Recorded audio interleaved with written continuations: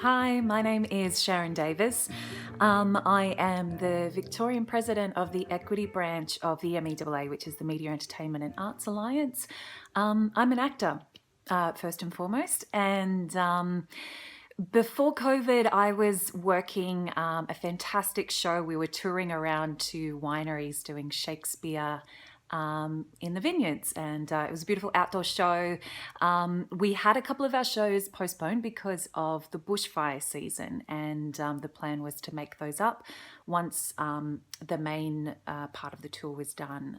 But unfortunately, COVID-19 hit, everything shut down, and we've not been able to complete our tour.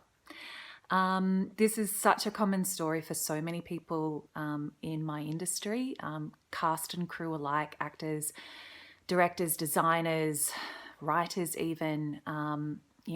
We were one of the first industries to be shut down along with other entertainment venues. And as a result, people who work in those entertainment venues.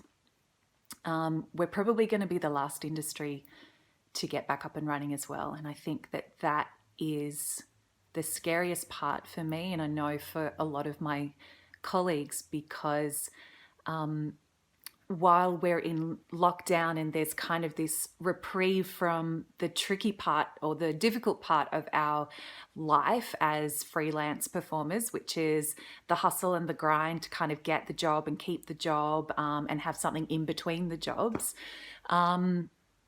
the real issue that I'm sort of trying to process now is the vacuum in the work that's been left, that either shut down or was about to be produced, and the loss of the Australian voice in all of this. One of my projects is working as part of an independent theatre company that produces new Australian writing. We develop writers, and we work on Australian content and Australian voices and stories.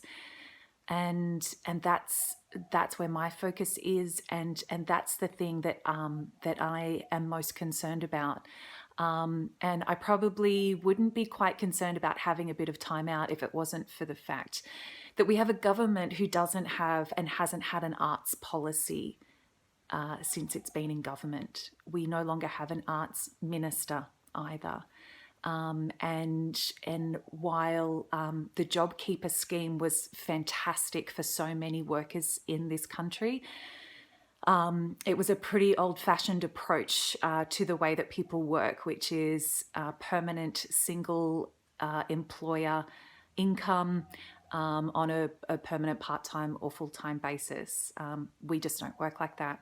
We're contractors that work from employer to employer, from contract to contract.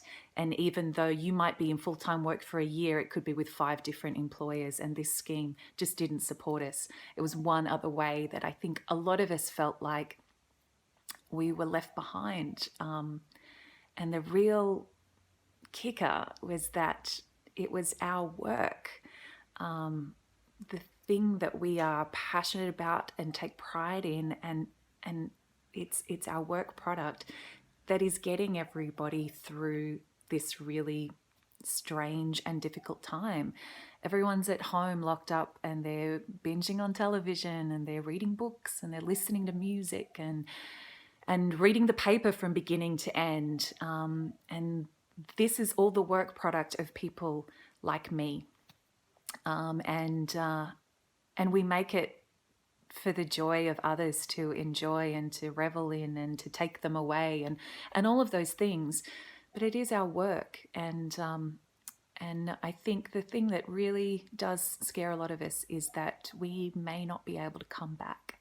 And if we don't come back, and if we're not supported, what happens to the future of Australian voices in this country, to the stories that must be told in order to help shape what it is that our national identity is? And that's what it's all about. Thanks for listening. Stay well, stay safe. Watch Australian stories if you can, whether it's fiction or non-fiction. download a podcast, buy a book from an independent bookseller, and talk to your local member. And really, let's push this government to have a sustainable arts policy that has the worker right at the forefront of it. Thanks.